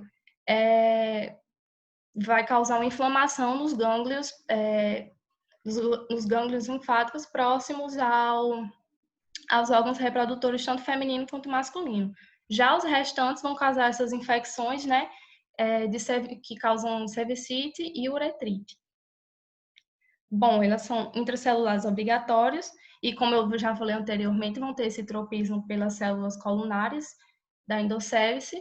A transmissão é sexual, no caso do linfogranuloma venéreo e da cervicite e uretrite, oral, vaginal e anal, e assim como na gonorreia, durante o parto vaginal. Bom, vai ser mais rápido, né, porque as manifestações clínicas são bem parecidas, tanto no homem quanto na mulher. A uretrite aguda no homem vai ter aquele corrimento uretral, dor nos testículos, dor ao urinar, e as complicações também são as mesmas. Porém, na clamídia, a gente vai ter uma menor chance de desenvolvimento da complicação da complicação, né? Que é a oligoespermia, que é a menor produção de espermatozoides, e também a esterilidade. Bom, na mulher, a gente também vai ter a mesma manifestação clínica, que vai ser a cervicite, com corrimento amarelado, o sangramento espontâneo, quando ocorre aquela infecção do endométrio, a dor ao urinar e a dispareunia. O diagnóstico de preferência, o exame que a gente usa, né, para diagnóstico, também é o exame de biologia molecular, PCR, para assintomáticos e sintomáticos, mas também podemos usar para os sintomáticos o ensaio imunoenzimático, que é o ELISA, né, e o isolamento do agente em cultura. E aí o tratamento de escolha vai se dar com a azitromicina ou a doxiciclina. Mas é importante a gente lembrar que se o resultado daqueles exames dos exames laboratoriais não estiverem disponíveis de forma rápida, deve-se iniciar o tratamento empírico, né? Tendo o quadro clínico de clamídia ou de gonorreia, porque as complicações são muito graves. Então, com a história clínica e com o exame físico, a gente vai poder recomendar o tratamento tanto para gonorreia como para a clamídia. Bom, e aí uma complicação dessas duas doenças que eu já introduzi inicialmente, que vai ser a doença inflamatória pélvica, que é uma complicação feminina apenas, né? Porque só quem vai ter útero são as mulheres. É uma complicação da cervicite, e dessas mulheres que vão ter clamídia e gonorreia, 1 em cada 8 a 10 mulheres vai apresentar essa complicação. E ela vai comprometer essas estruturas acima do orifício interno do colo do útero, e vai ser uma ascensão dessas bactérias do agente etiológico da clamídia e da gonorreia de forma espontânea, ou então devido a uma manipulação uterina. Mas como é essa manipulação uterina? Pode ser, por exemplo, uma inserção de DIU, ou então uma curetagem. E os agentes etiológicos são diversos, a gente pode ter uma gama de bactérias, mas digamos, os iniciais que vão iniciar essa infecção vai ser a clamídia, né, a Chlamydia trachomatis e a Neisseria gonorrhea. E após esse início da infecção do trato reprodutor feminino superior, a gente tem a ascensão das outras bactérias da flora vaginal e também de enterobactérias comuns do trato gastrointestinal, né?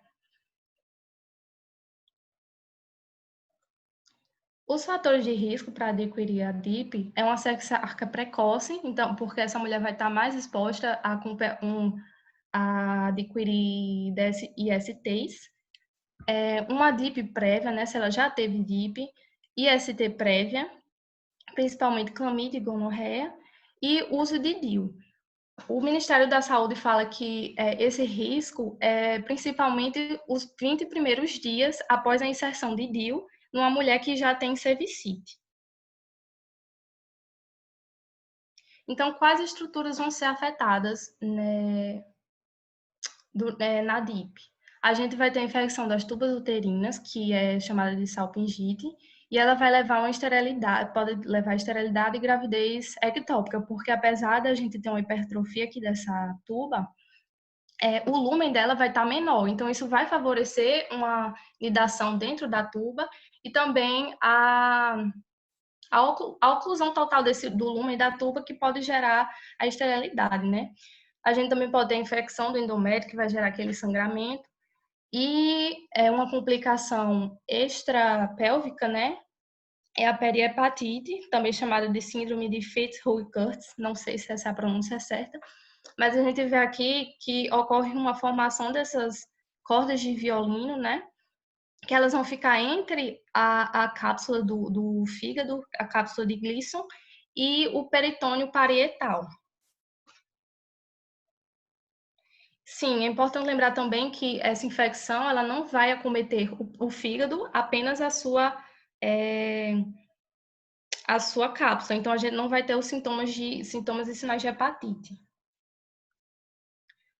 As manifestações clínicas podem ser, alguns pacientes vão ser oligossintomáticas, né, vão ter poucos sintomas ou nenhum sintomas, mas as que vão apresentar sintomas vão ter dor pélvica, sangramento de escape, que eu já falei várias vezes aqui, corrimento purulento, e também pode ocorrer sintomas inespecíficos, como febre, náuseas e vômitos, principalmente quando a gente tem a formação de abscessos, né, que pode ser abscesso da tuba ovariana, e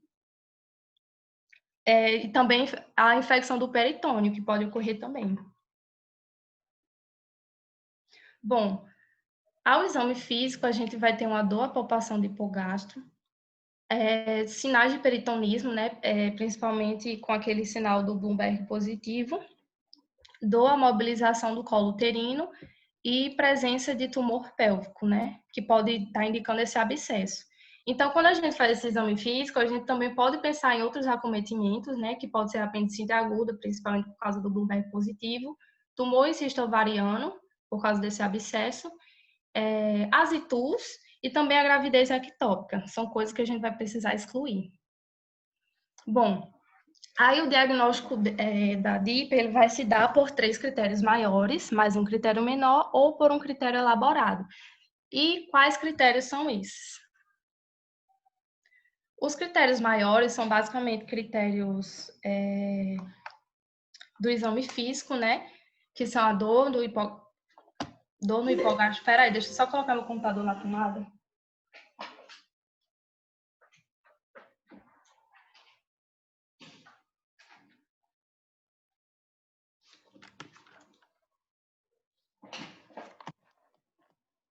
Pronto. Misericórdia, não está pronto.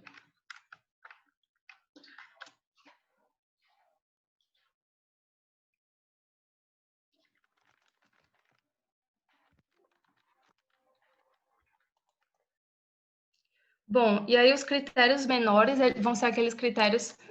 Gente, o meu carregador não está conectando direito no computador. Eu vou ficar segurando aqui para ver se dá certo. Bruna, me ajuda aqui? O que é pra fazer? Segura aqui, ó. Eu tô aparecendo não, né? Tá não. Assim, tô vendo você. Tá não, mulher. Pronto. Segura aqui. Não. Oi, Bruna.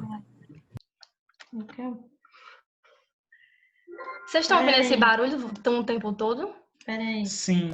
Tô ouvindo. Tá, Tá avisando que tá descarregando. Nossa, merda.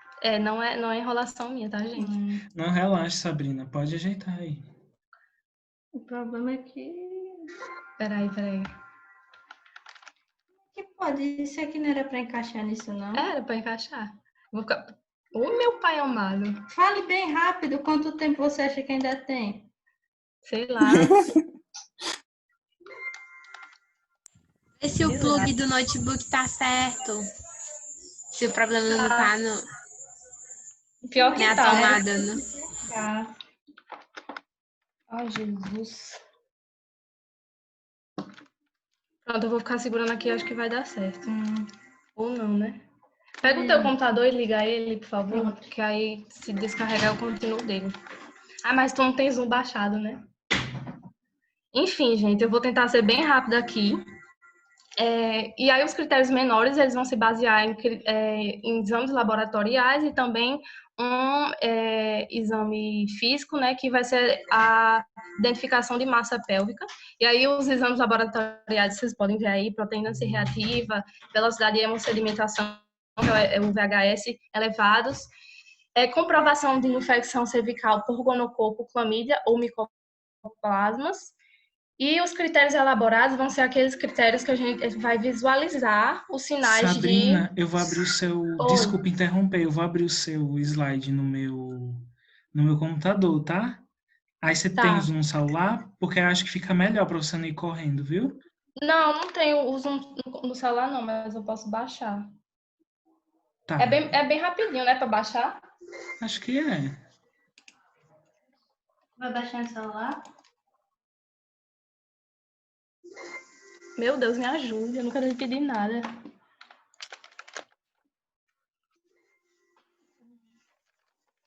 O negocinho, viu? Pronto. E aí, tu acha que tá dando certo? Acho que sim. Agora. Pronto. E os critérios elaborados, como eu estava falando, é quando a gente vai visualizar essas evidências de DIP, seja em exames de imagem, né, como ultrassom, para evidenciar a presença de abscesso tubo-ovariano ou de fundo de saco de Douglas, que vai ser através de uma ultrassom transvaginal ou então pélvica, e a evidência histopatológica de não faz assim não, de endometrite, que vai ser através da biópsia de endométrio. E a laparoscopia, que pode se observar aquelas cordas de violino ou então esse abscesso tubo-ovariano. Bom, e aí o tratamento vai existir o ambulatorial e o hospitalar. No tratamento ambulatorial, no tratamento hospitalar, a gente vai estar um caos isso aqui, mas tudo bem.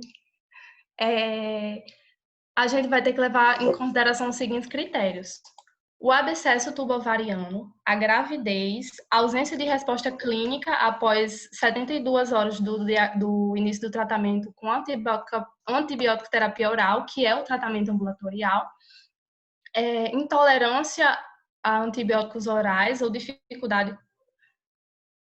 Que desgraça. Vou levar logo para o aplicativo. Pode ir lá que o rapaz vai abrir no outro negócio. Gente, tá um caos. A gente pode pausar? Pode sim, Sabrina. Deixa eu só tentar... Me dê 5 minutos para eu tentar ajeitar isso aqui. Certo. Tá aqui, viu? Qualquer coisa, é só você falar que eu apresento. Eu acho melhor você baixar o negócio logo no celular e coisar. Eu não lembro minha senha. Não tem como fazer outro, não? Mulher, Faça uma oração aí, Bruno. Deus, por favor, ajuda essa menina a terminar esse negócio. Não falta muito, não. Tá bom, mulher, para. Amém. Não deu certo.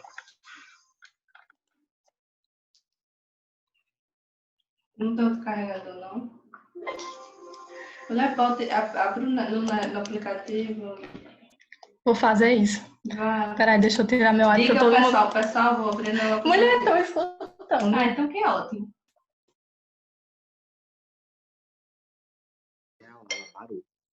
Toma.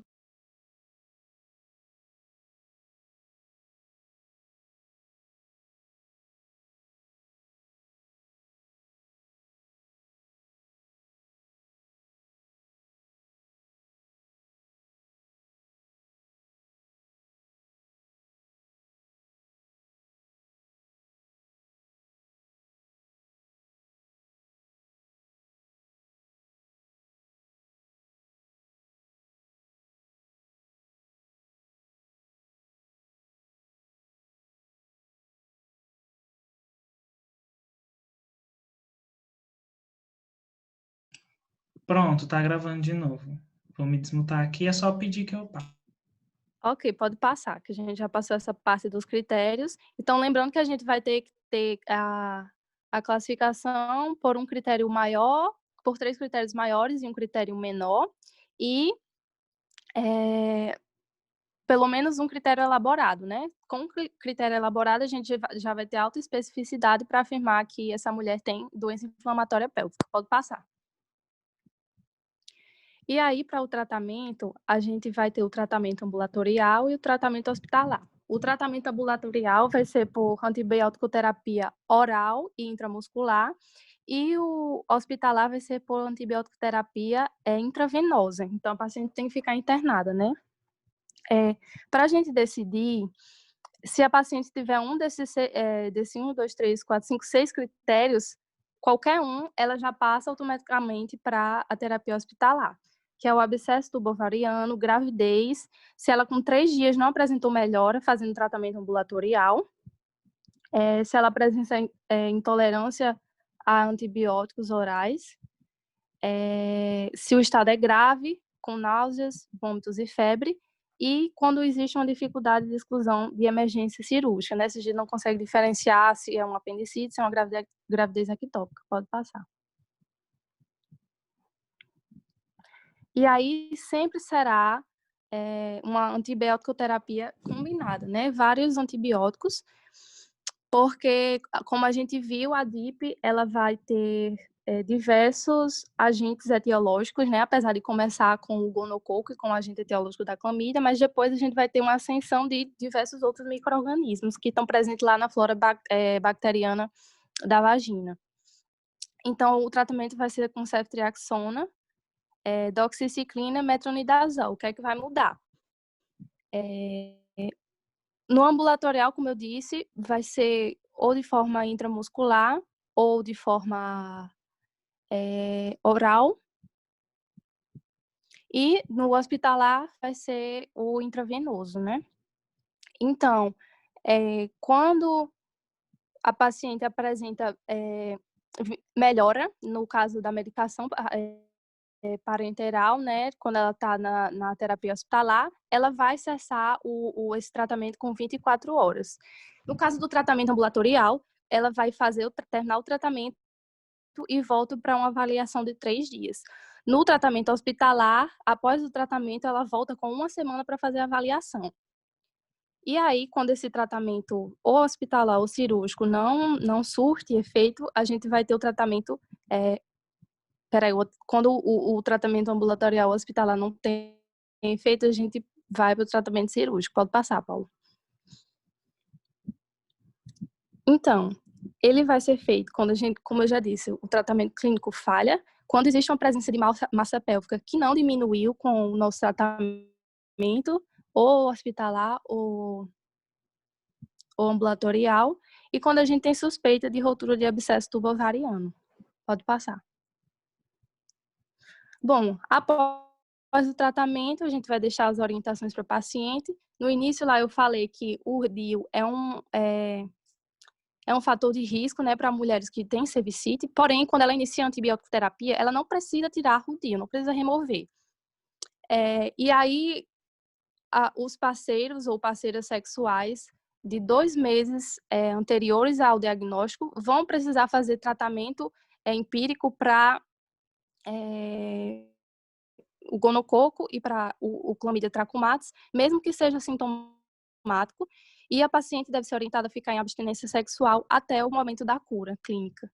E também orientar para que ela use métodos de barreira. Pode passar. E aí a gente vai ter um caso clínico, né? Alguém pode ler para mim, por favor? Please. Eu posso ler. Também. Volta lá, por favor, Paulo.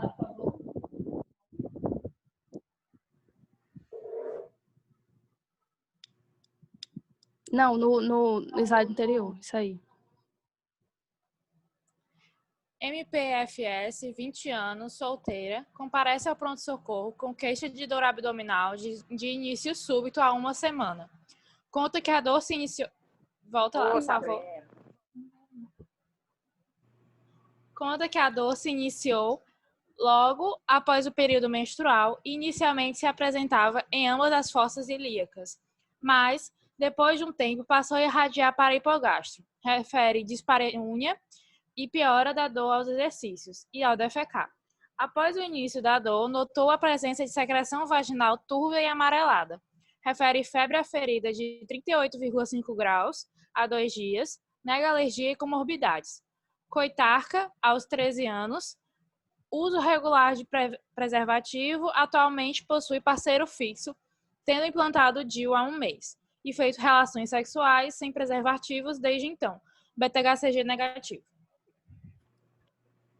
E aí o exame físico, pode ler também, que é outra pessoa, então Luísa mesmo.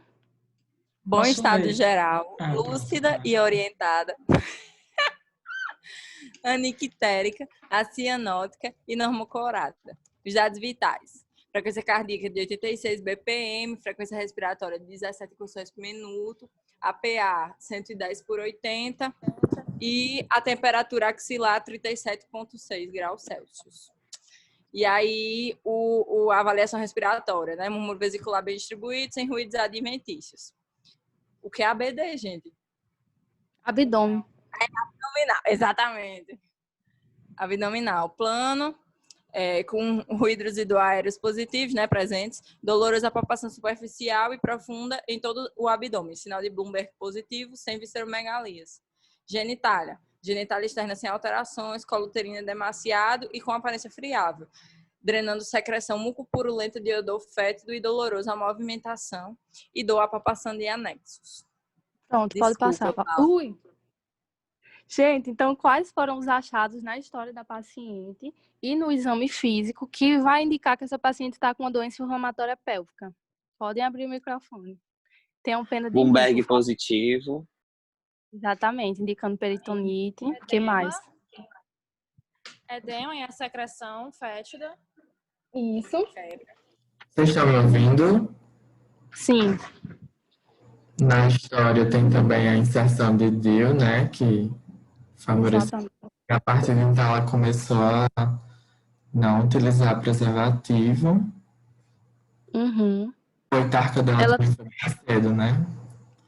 Foi com 13 é a anos, sexarca né? com 13 anos. Uhum. E no exame físico, volta lá no exame físico, Paulo, por favor. Volta um slide.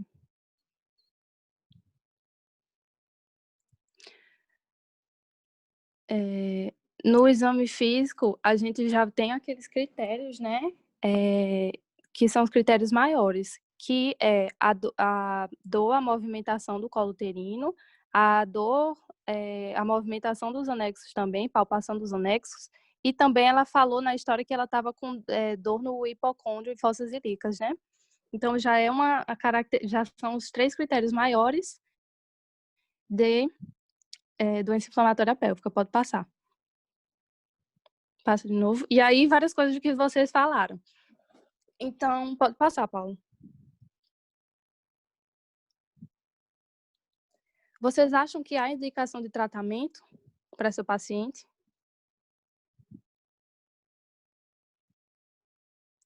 Alguém? Sim, sim, sim. Sim, né? Pode passar mais um. Só um clique, Paulo. Porque, além dos critérios maiores, ela também tem uma temperatura axilar de maior que 37,5 graus e também vai ter o conteúdo vaginal anormal, né? Então, a gente já tem 3 critérios maiores e 2 critérios menores. E bastava só 3 maiores e um menor para a gente classificar. Então, nessa paciente, a gente não vai nem precisar pedir os exames laboratoriais ou então exames de imagem. E qual o tratamento que vocês acham que seria adequado para ela? O hospitalar ou o ambulatorial?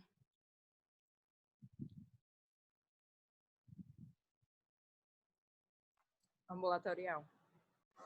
Isso. Ambulatorial? Passa aí, Paulo, por favor. Bom, ela não tem indicação de abscesso tubo ovariano. O beta-HCG deu negativo, né? Então, a gente exclui a possibilidade de gravidez. A ausência de resposta clínica após 72 horas do tratamento. Ela nem iniciou o tratamento, então isso não conta. Ela falou lá que negava alergia, então a gente não vai ter essa intolerância aos antibióticos. O estado dela geral é bom e a gente poderia até considerar a apendicite, porém ela tinha todos aqueles critérios, o colo uterino demasiado, a dor à palpação, que vai ser algo bem característico de doença inflamatória pélvica. Então, então o tratamento de fato é ambulatorial. E estas são minhas referências, gente. Desculpa pelo caos, eu tô com ódio da tecnologia. E é isto. Foi ótimo, Sabrina. Parabéns, Sabrina. Foi ótimo, Sabrina. Acabou agora ou Parabéns. tem parte aí? Parabéns, Sabrina. Você venceu, amiga. Você superou as adversidades. Será que eu venci Parabéns. mesmo? Venceu. É a minha guerreira. Ai, eu vou rir agora. Tá bom, gente, eu vou agora jantar e chorar no banho. Foi ótimo, Sabrina. Não teve problema nenhum, deu super Parabéns, certo. Sabrina. Chorar no banho, todo mundo tá chorando, Sabrina. Problemas Tá certo, acontecem. gente. Obrigada. Gente, temos alguns avisos.